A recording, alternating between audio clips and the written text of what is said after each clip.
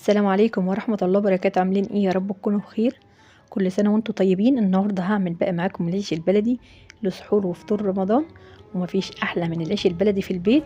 بس يا ريت تتابعيني للاخر علشان هقولك على العجينة المظبوطة اللي تخلي معاكي العيش كله يرتفع وكمان يبقى طري بعد السوا. ويا ريت لو اول مرة تشوفيني يا ريت تدعميني باللايك واشتراك للقناة علشان يوصلك مني كل جديد. في الاول بقى بنسمي الله ونصلي على الرسول عليه افضل الصلاة والسلام. اول حاجه كده انا هنخل الدقيق. انا هعمل معاكم النهارده 15 كيلو، والدقيق اللي انا هعمله دقيق مدعم يعني دقيق اسمر. مش هخلط بقى مع الدقيق اي دقيق تاني. لو انت حابه بقى تخلطي مع الدقيق الاسمر دقيق ابيض، العيش البلد هيطلع معاكي تحفه. بعد ما نخلت الدقيق طلع حوالي كده نص كيلو من النخاله. انا هعجن بالخميره الطبيعيه اللي انا عملتها معاكم اللي هي ميه ودقيق. بربي بقى خميره من بالليل، وتاني يوم الصبح بتقعد معايا 6 ساعات. تاني يوم الصبح بقوم اعجن بيها. بتخلي بقى العيش البلدي بجد تحفه. لو عايزين تشوفوا الطريقه هسيبها لكم في صندوق الوصفه. بعد كده ضفت بقى معلقتين كبار ملح مع الدقيق. ولو هتعجني بخميره فوريه هتضيفيها مع الدقيق، هتضيفي برضو معلقتين كبار. تعالوا بقى لطريقه العجين المظبوطه. في الاول بنضفي الميه، يعني ميه مش سخنه جامد ولا ميه بارده، ميه كده في الوسط. وبننزل بالميه واحده واحده، يعني ما ينفعش خالص نبقى لسه بنعجن ونضطر العجينه تتلزق في ايدينا. لا، بنعجنها عجينه يابسه وبعد كده بنطري فيها، بس مش مره واحده، بنطريها على كذا مره علشان العجينه ما تتقطعش وكمان تكون اتخدمت. يعني بننزل بالميه واحده واحده كده لحد ما العجينه تبقى مظبوطه وقوامها كده يبقى في الوسط، يعني مش طريه قوي بتتلزق ولا يابسه قوي، تبقى عجينه كده في الوسط. بعد كده انا نزلت بالخميره البيره اللي انا مربياها من بالليل. الخميره دي يا جماعه بتخلي العيش البلدي تحفه. بس نزلت بيها بعد ما لتيت العجينه على اليابس. وزي ما انتوا شايفين كده انا بطري في العجينه واحده واحده. شايفين بقى قوام العجينه؟ واحنا بنطري كده في العجينه هتلاقي العجينه بتتقطع، ما تقلقيش خالص.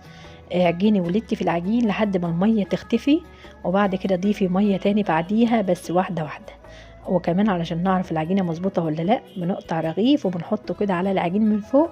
لو سرح على بسيط يبقى كده العجينه في الوسط، لو سرح جامد يبقى كده العجينه طريه، لو ما سرحش خالص يبقى كده العجينه لسه يابسه وعايزه ميه. انا قطعت كده رغيف لقيته ما سرحش خالص فضيفت ميه تاني وبلت العجينه. اهم حاجه هي خطوات العجين في اي معجنات. انا عايزاكي تتعبي شويه علشان تلاقي النتيجه حلوه في الاخر، وكمان العيش كله يرتفع ويبقى طري بعد السوا. ظبطت بقى العجينة، هعلم الطشت علشان اشوفه هيطلع معايا لحد ايه. وبعد كده هكفي عليه صينية. اهم حاجة التدفية في الشتاء، وكمان لفيته كمان باللحاف. بعد كده بنرش بقى النخالة اول ما بيخمر. اخد معايا كده ساعة ونص بالظبط، وقمت كده رشيت النخالة. اخد بقى وقت الخمر كده ساعة ونص، بس لو قعد معاكي ساعتين عادي خالص. اهم حاجة لو طول اكتر من كده يبقى العجينة كده بردت معاكي وانت بتعجنيها. زي ما قلت لك اهم حاجة في خطوات الشتاء التدفية. ما نطولش في وقت العجين، المية تكون مظبوطة يعني مش سخنة جامد ولا باردة جامد، وكمان الخميرة نظبطها ونعجن العجين ونغطيه حلو. بعد كده ونقطع بزيت، ولو هتقطعي بدقيق هتغطي علشان ما يعملش معاكي طبقة ناشفة. وبنوسع بقى بعيد عن بعضه علشان لسه هيخمر. اخر ما نخلص تقطيع خالص بنسيبه بقى على النخالة تلت ساعة. بعد 10 دقايق من التقطيع بنقوم نشغل الفرن يسخن. الفرن بياخد بقى 10 دقايق تسخين. يبقى كده سيبنا العيش على النخالة يخمر تلت ساعة. اهم حاجة الخطوات يا جماعة، يعني التزمي بيه الخطوات ان شاء الله هتعملي العيش البلدي وهيطلع معاكي مظبوط. مفيهوش حاجة صعبة خالص. اللهم صل وسلم وبارك على سيدنا محمد وعلى آل سيدنا محمد. يا ريت بقى لو لسه بتشوفيني يا ريت تدعميني بلايك جامد منك. يلا بقى حطوا اللايك وتعالوا نكمل مع بعض بقية الخطوات. اول بقى ما الفرن بيسخن بتوطي البلاطة خالص وخلي الجنوب عليها، وتجربي بقى اول رغيف. لو لقيتيه مظبوط معاكي هتكملي بقية التسوية. لو لقيتيه بقى لسه فيه نفطة اصبري بقى عليه شوية وارجعي اخبزي. النفطة اللي هي بتخلي سمك الرغيف من تحت تخين قوي ومن فوق رقيق خالص زي الفطير، يعني بتتحرق معاكي كمان وانت بتسويه. لسه بقى بنسمي وبنرمي في اول رغيف. جبت بقى رغيف تاني على المطرحة على ما الرغيف اللي في الفرن بيستوي بيكون رحيت الرغيف التاني. العيش البلدي مفيش اسهل منه، تقدري تعمليه وحديكي، بس اعملي كميات على قدك لو انت لسه مبتدئة، يعني جربي في كيلو او 2. اللهم بارك، من اول رغيف رميته لقيته بقى ارتفع، وكمان سواه حلو قوي. يعني سمك الرغيف من فوق زي من تحت، ما فيهوش نفطه. وكمان زي ما انتوا شايفينه كده انا بديره بالراحه خالص. وجبت بقى اللي استوى بره، والجنب اللي هو لسه ما استواش دخلته لجوه. شايفين بقى سوى الرغيف؟ بجد طالع تحفه، مش محتاجه بقى ان انا اتكلم عنه. تعالوا بقى نشوف بقيه الخطوات. لو انت بقى عايزه ترحي ولسه اول مره تمسكي المطرحه، يا ريت بقى تمسكيها من تحت اليد زي ما انا ماسكاها كده. المسكه دي هي اللي هتعلمك ترحي، وكمان هتخلي الرغيف يتنطر معاكي ما يكونش تحتيه اي نخاله. الخطوه التانية، وانت بترمي في الفرن هدي النار خالص علشان ما تلخبطش معاكي الرغيف. وكمان لو اول مره ترمي اقعدي بقى على حاجه عاليه علشان تعرفي ترمي الرغيف. وزي ما قلت لك امسكي المطرحه من تحت اليد وجربيها، هتلاقي المطرحه خفيفه، وكمان هتلاقي نفسك بتعرفي ترحي وبتديري الرغيف من على المطرحه. ويا ريت لو لسه مبتدئه ما تجيبيش حجم المطرحه كبير، علشان بقى تعرفي ترحي ويطلع معاكي مظبوط. يبقى جنبيكي كمان طبق فيه شويه نخال على شويه دقيق، وترشي منهم المطار علشان ما يتلزقش معاكي خالص. اللهم بارك، بجد العيش البلدي طالع معايا تحفه. هنعمل بقى كميه ونفرزها لشهر رمضان. كل سنه وانتم طيبين. جربي الاول في كميه قليله.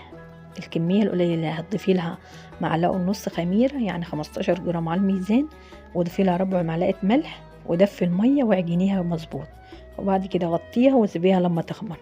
بعد بقى ما تخمر معاكي مظبوط وتتاكدي ان هي خمرت مظبوط، قطعيها وخليها على النخاله تلت ساعه، وشغلي بقى الفرن واخبزيها، ان شاء الله هتطلع معاكي تحفه. انا عايزاكي بقى تعملي خبزه قبل رمضان بيوم، قطعيها وشيليها في اكياس بدل ما تشتري كل يوم. العيش البلدي هيبقى موجود عندك في البيت. بجد بقى طعمه تحفه وحلو جدا لسحور رمضان. اللهم بارك، يعني طريقته مفيش اسهل منها بصراحه. لازم بقى تجربيها، بس تلتزمي بالخطوات لحد الاخر، علشان ساعة ما تعملي العيش البلدي تكون خطواتك مظبوطة. العيش البلدي مفيهوش حاجة صعبة خالص، غير بس ان احنا نظبط العجينة في الاول. العجينة لو مظبوطة هتلاقي نفسك بتعرفي ترحي، وكمان الكمية كلها تخبزيها مفيش ولا رغيف هيبوظ منها خالص. اللهم بارك، العيش ارتفع علشان العجينة مظبوطة، طري بعد السوى علشان برضو العجينة مظبوطة، عرفنا الرح ما تلزقش معانا علشان برضو العجينة مظبوطة. يعني اهم خطوة هي خطوة العجين، هتظبطيها بقى هتطلعي النتيجة في الاخر بجد تحفة. انا بقى ما برضاش اعجن في العجين علشان الناس اللي اول مرة تعجن تشوف بقى خطوات العجين مظبوط. وانت بتعجني خلي بالك ان الكمية القليلة هتاخد معاكي قد الكمية الكبيرة في الخميرة. الكمية القليلة ما بتاخدش وقت وبنقوم نخلصها، فما بتلحقش تخمر قوي. اما الكمية الكبيرة بتاخد وقت براحتها خالص على ما بنخلصها، فبتخمر براحتها خالص. خلي بالك بقى من معلومة زي كده وتخليها معاكي على طول، يعني ما تعجنيش كمية قليلة وتقللي الخميرة، فهتلاقيها تاخد وقت معاكي على ما تخمر وتبرد معاكي وتلاقيها فيها نفطة. عايزين نظبط العيش علشان يطلع معانا حلو في الاخر، يبقى طري وما يكونش مجلد. انا كده خلصت الكمية كلها، سواها بقى من فوق ومن تحت بجد تحفة، وكمان العيش طري. وحلقة النهاردة خلصت. بتمنى بقى انه يكون شرحي بسيط، واتمنى ان تعملي بلايك واشتراك للقناة.